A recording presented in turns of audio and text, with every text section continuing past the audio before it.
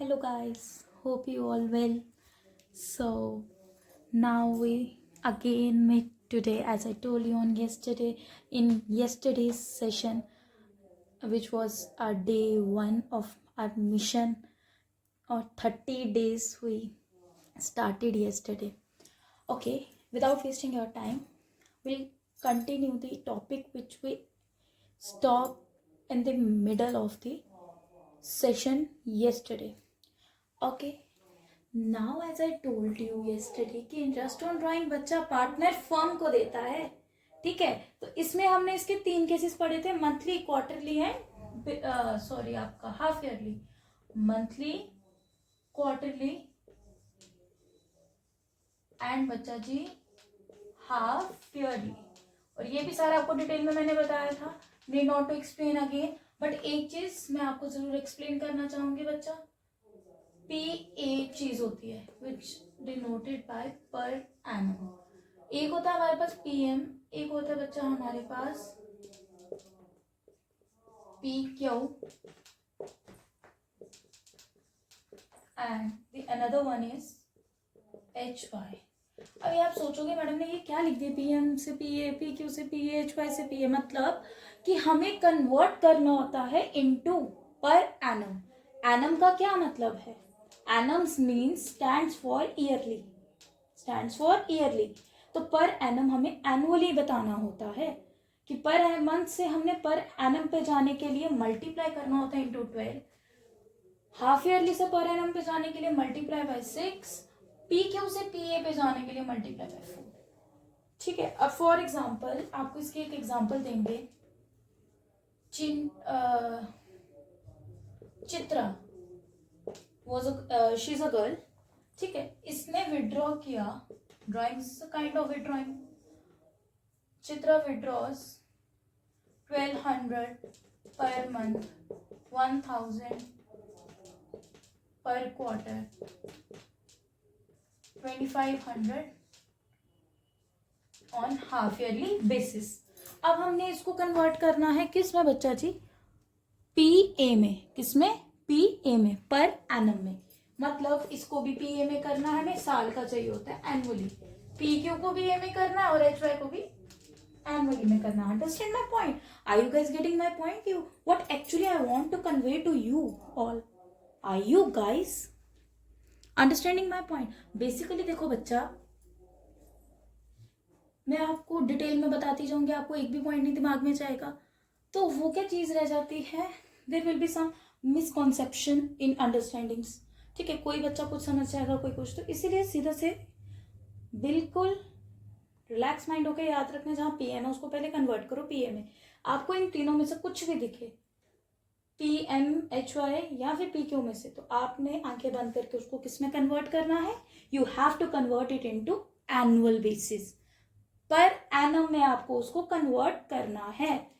तो अब हमें अगर पर एनम एनुअली निकालना है, चित्रा की ड्राइंग्स को लिखोगे calculation of annual drawings of Chitra.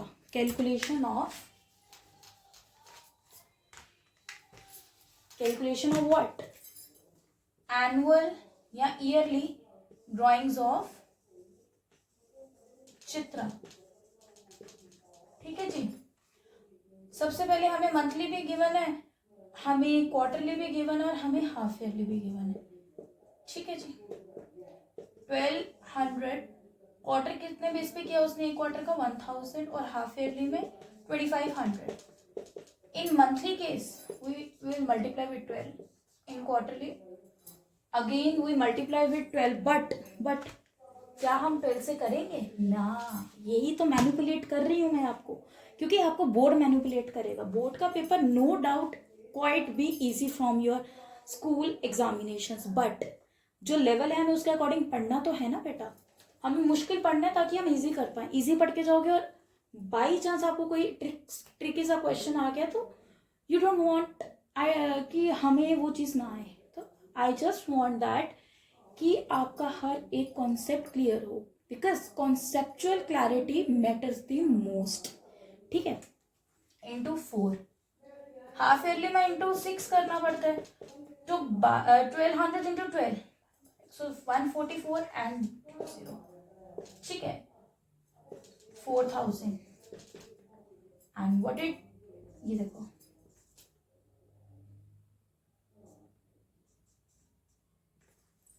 Is it 6530 612, हाँ 15,000 it will be. So do you all understand? Yes, what I ask you all, did you all understand, guys?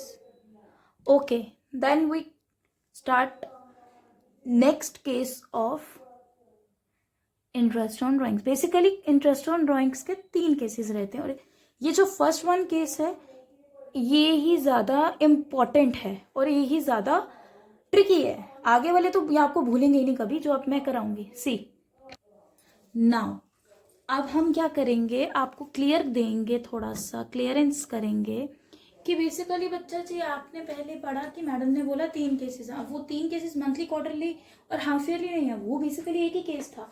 और उस केस की अगर हम एक एग्जांपल करें तो जैसे हमने चित्रा की खाली टोटल ड्राइंग्स निकाली ना, वैसे ही एग्जांपल है Chitra withdrew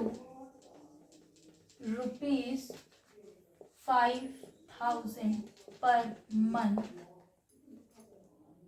calculate IOD interest on drawing at the rate 10% per annum. बेटा जब आपको ऐसा क्वेश्चन गिवन होगा कि जो भी ये पार्टनर, जो भी पर्सन है, अगर वो विड्रॉ कर रहा है मंथली बेस पे, तो सबसे पहले उसको आपने पर एनम, एनुअल बेस पे लाना है. तो लिखोगे आप सॉल्यूशन में calculation of total drawings of whom, total drawings of Chitra which is equal to 5,000 per month into 12 is equal to 60,000 होगी उसकी एनुअली. अब जो IOD हम कैलकुलेट करेंगे वो 60,000 बेस पे करेंगे, एनुअल पे होता है ना calculate IOD. IOD is equal to 60,000 multiply by 10%. यहां हम लिख लेते हैं चित्रा ने विड्रॉ किया 5,000 ऑन 6 जून 2001. ठीक है, चित्रा ने कब किया विड्रॉ? 6 जून 2001 में. तो अब बुक्स आपकी क्लोज हो रही हैं, क्लोजिंग डेट आपके पास है 31 मार्च 2002. तो अब हमने टाइम पीरियड कैलकुलेट कर लेना गाइस. अब वो टाइम पीरियड कैसे कैलकुलेट रहेगा, ये जहां पे मैंने क्लाउड बनाया ना, ये क्लोजिंग डेट है. ठीक है जी. अब टाइम पीरियड देखो कैसे, पहले 2001 आएगा कि 2 आएगा? 1 आएगा एग्जैक्टली. तो 6 जून 2001 से लेके 31 मार्च 2002 तक कितने टाइम पीरियड हो गया? सी जून का पूरा मंथ गिनेंगे कि नहीं? जून में आप 6 नहीं लो, यहाँ पे फर्स्ट ले लो, तो आप लोग कंफ्यूज हो जाओगे पुत्र जी. फर्स्ट लेंगे. अब जून का पूरा मंथ आएगा कि नहीं? देखो बच्चा, अगर मंथ की स्टार्टिंग डेट होगी तो वो पूरा मंथ कैलकुलेट होगा, अगर मंथ की एंडिंग डेट होगी तो मंथ वो वाला हम लेंगे ही नहीं, नेक्स्ट मंथ से कैलकुलेट करेंगे. एनीवेज इसमें स्टार्टिंग डेट है तो ये मंथ भी इंक्लूड होगा. जून, जुलाई, अगस्त, सितंबर, अक्टूबर, नवंबर, दिसंबर, जनवरी, फरवरी एंड मार्च. ठीक है जी, 10 महीने हो गए. इनटू 10 अपॉन व्हाट 12 क्या होता है? टोटल मंथ्स होते हैं. ठीक है, जो भी ये कैलकुलेट करके आता है इसको हम लिख देते हैं.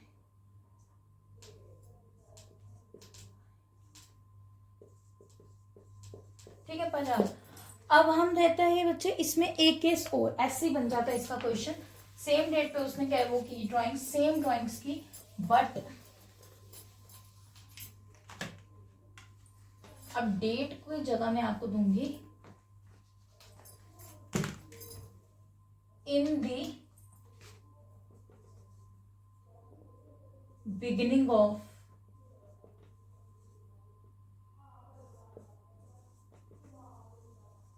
Every year. कह रहे चित्रा ने विड्रॉ किया 5,000 महीने में और उसने बिगिनिंग कब किया? साल की बिगिनिंग में. बिगिनिंग लिखा है बिगिनिंग ऑफ एवरी ईयर. या फिर आप कह सकते हो beginning of every month, beginning of every month. अब आपने फटाफट माइंड में लाना, वो हमने चार्ट पढ़ा था, चार्ट को साइड पे बना लेना रफ में एग्जाम में। चार्ट ऐसे बनेगा आपका, अच्छा मैम ने बताया था मंथली, क्वार्टरली, हाफ ईयरली, फिर मैडम ने ऐसे बनाया था, फिर मैडम ने यहाँ लिखा था बिगनिंग, मिडल, एंड, मतलब रफ लैंग्वेज में बना लेना, आपको समझ आए। फिर मैडम ने बताया था 6.5, 12 का आधा 6 होता है, फिर कितना माइनस किया, इतना आया, उतना माइनस कर दो, नीचे लिख दो, +1 करो, इधर चला गया। क्वार्टर में तो 12 महीने, तो आधा 6, कितना माइनस किया, इतना आया, उतना माइनस कर दो, नीचे आप लिख दोगे। यहाँ 6 का होता तो 12 का आधा 6 होता है, तो यहाँ 3 आ गया, 6 का आधा, 3 माइनस के 6.5 में से, तो 3.5 आया, 3 आए, वेट,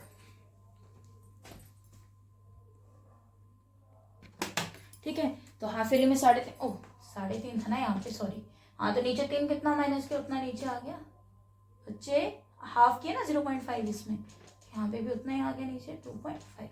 बस अब ये रेट्स आ गया। अब कब किया उसने, ये बिगिनिंग ऑफ एवरी मंथ, तो आईओडी कैलकुलेट होगा ऐसे, 60,000 into beginning of every month 6.5 रहता है, अपॉन 12 तो रहेगा। इन सब के डिनोमिनेटर समझते हो, ये न्यूमिनेटर होता है, डिनोमिनेटर होता है। अब ये डी से डाउन याद रखोगे, नीचे को डाउन, और डी से डिनोमिनेटर, कभी मत बोलना। डिनोमिनेटर में हमेशा 12 रहेगा, क्योंकि 12 महीने होते हैं हमारे पास, इसीलिए 12 रहने वाला है, नो डाउट, ठीक है जी। फिर उसके बाद इनटू कितना परसेंट देना आईओडी, 10%, जो भी कैलकुलेशन करके आएगा। अब ये आप ऐसे भी कर सकते हो, डेसिमल हिला हटा के यहाँ से नीचे वो 1 0 ले सकते हो, बिकॉज डेसिमल के बाद एक डिजिट है। ये 0 यहाँ से क्या, 0 यहाँ से क्या, 50 into 65 will be 25, 3250 IUD. Same process रहेगा, सेम प्रोसीजर रहेगा, नथिंग विल बी चेंज। जब आपको मिडल एंड आएगा, बस क्या क्या चेंज होता जाएगा, इनके रेट्स, नीचे डिनोमिनेटर में 12 ही रहने वाला। ये 120 कैसे लिया मैंने, ये डेसिमल हटा के लिया, अदरवाइज आप इसको लाइक दिस भी करोगे, कि जब बाद में आप लोग वीडियो देखोगे तो आप लोग हो जाओगे कंफ्यूज, मैडम ने किया क्या, इसलिए ऐसे, ठीक है बच्चे, ऐसे कर लो ना, घबराना नहीं, ठीक है। सिर्फ क्या चेंज हो गया, इनके रेट्स। अगर आ जाता मिडल ऑफ एवरी मंथ, तो मिडल का rate 6/12, end of every month तो 5.5/12। टोटल ड्रॉइंग ऐसे निकलेंगे, अगर पर मंथ है तो इंटू 12, पर क्वार्टर है तो इंटू 4, हाफ ईयरली है तो इंटू 6 कर लोगे, दैट्स इट, ठीक है। ये सारा प्रोसीजर रहने वाला है। बट अगर यहाँ पे मैं आपको क्लियर कर दूं, यहाँ पे होता पर क्वार्टर, ये रहने दो, यहाँ पे देखो आप, एक बंदा था जिसने विड्रॉ किया कितना लगा लो 30,000 पर क्वार्टर, तो पर क्वार्टर में टोटल ड्रॉइंग कैसे निकलेंगी, 30,000 इंटू 4, 30,000 इंटू 4, 1,20,000 ड्रॉइंग्स आ जानी थी। बस इस पे आईओडी कैलकुलेट कर देना था, total drawing into rate into time period करके। अगर बिगनिंग मिडल एंड होगा वो देखते जाना, अगर क्वार्टर का बिगनिंग होगा तो 7.5/12, जो भी होगा। अगर हाफ ईयरली का बिगनिंग 3.5/12, अगर क्वार्टर का मिडल होगा 6/12, क्वार्टर का एंड होगा 4.5/12, समझ आना, ठीक है बेटा। आप लोग स्क्रीनशॉट साथ साथ लेते जाएं, ठीक है।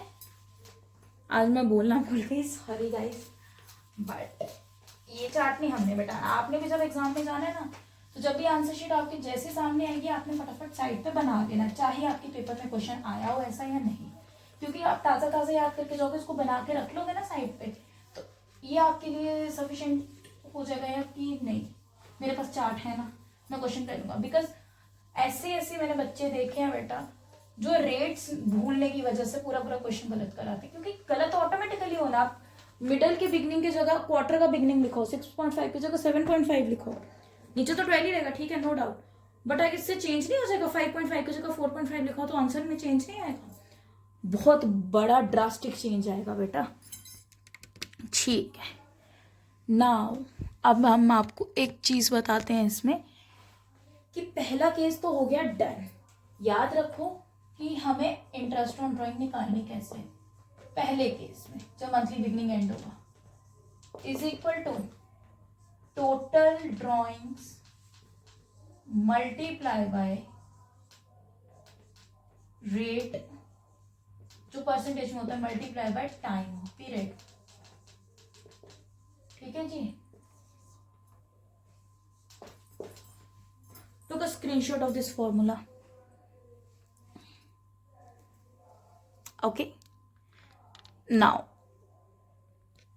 अब हम आपको कराएंगे दूसरा case which will be your case second of interest on drawing. कुछ नहीं है, उसका नाम रहता है बेटा प्रोडक्ट मेथड। क्या रहता है? आपको कंफ्यूजन तो नहीं होगी? अगर ऊपर फॉर्मूला रहेगा तो नीचे आपको मैंने दूसरा करा दिया स्टार्ट। कोई नहीं, मैं इसको ना इरेज कर लेती। So guys, next case is your case 2, जिसमें आपके पास है प्रोडक्ट मेथड, जिसका नाम है प्रोडक्ट मेथड। ठीक है, इसमें हमें ऐसे डाटा गिवन होता है डेट और ड्राइंग्स अमाउंट करके।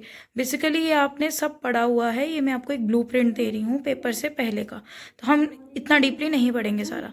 तो हमेशा प्रोडक्ट मेथड के लिए ऐसा डाटा गिवन होता है, जैसे ये क्वेश्चन है डेट ड्राइंग्स अमाउंट का, और इसके अंडर रहता है आपके पास डेट। हाँ जी, तो गाइस देखो, जब हमने इसको सॉल्व करना है, इन्होंने सिंपली आपको दिया होगा क्लोजिंग डेट, आपको एक डेट्स गिवन रहेंगी, मेंशन रहेंगी, और आपको ड्राइंग्स की अमाउंट गिवन होगी, इतनी इतनी ड्राइंग्स की हैं इस डेट पे। आपने डेट का कॉलम एज इट इज उतार लेना है नीचे, आपने अमाउंट उतार लेनी है, आपने टाइम पीरियड और एक प्रोडक्ट का कॉलम 2 ऐड कर लेने हैं। जो डेट है वो सेम रहेगी एज इट इज जो ऊपर है, अमाउंट का कॉलम भी वही, पहले 2 कॉलम्स तो सेम रहने वाले हैं, will be the same. Time period आपने कैसे कैलकुलेट करना है? जिस डेट पे उसने ड्राइंग की है, जैसे फॉर एग्जांपल फर्स्ट में उसने की 1 दिसंबर 2020 को, तब से लेके जब बुक्स क्लोज हो रही है 31 मार्च तक का टाइम पीरियड 4 मंथ्स आ जाते हैं। आफ्टरवर्ड्स 31 मई का फुल मंथ हम नहीं कैलकुलेट करेंगे क्योंकि पूरा महीना निकल चुका है। 31 मई की अनदर नेक्स्ट डेट पे जंप करेंगे 1 जून से लेके जब बुक्स क्लोज हो रही है तब तक का। फिर ये ऐसे प्रोडक्ट होता है, अमाउंट ड्राइंग्स की अमाउंट, जो अमाउंट है ना स्पेसिफिकली, उनको मल्टीप्लाई करते हैं टाइम पीरियड से, आफ्टरवर्ड हम उसको प्रोडक्ट करते हैं, और टोटल प्रोडक्ट करने के बाद प्रोडक्ट मेथड में फॉर्मूला रहता है इंटरेस्ट ऑन ड्राइंग का total product into rate into 1/12 फॉर्मूले का। टोटल प्रोडक्ट जैसे आपने निकाला 3,37,000, आफ्टरवर्ड्स ऊपर आ गए टोटल प्रोडक्ट इंटू रेट 1/12 फॉर्मूले का। और इवन मेथड का मतलब है, थर्ड केस आता है इंटरेस्ट ऑन ड्राइंग का इवन मेथड, उसमें टोटल ड्राइंग्स आपके पास होती हैं और इंटू रेट करना होता है, और कुछ ना हो तो 6/12 लगाओगे, क्योंकि विदाउट टाइम पीरियड आप इंटरेस्ट ऑन ड्राइंग नहीं कैलकुलेट कर सकते। कुछ नहीं दिया होगा, ना प्रोडक्ट मेथड का डाटा, ना मंथली बिगनिंग का, तो 6/12 लोगे as per even method. So that's all for today guys, will meet on tomorrow. Kindly like, subscribe and share, also comment in the comment section. We'll meet on tomorrow. यहाँ पे हमारा topic खत्म है, interest on drawings. Hope you understand well. Thank you.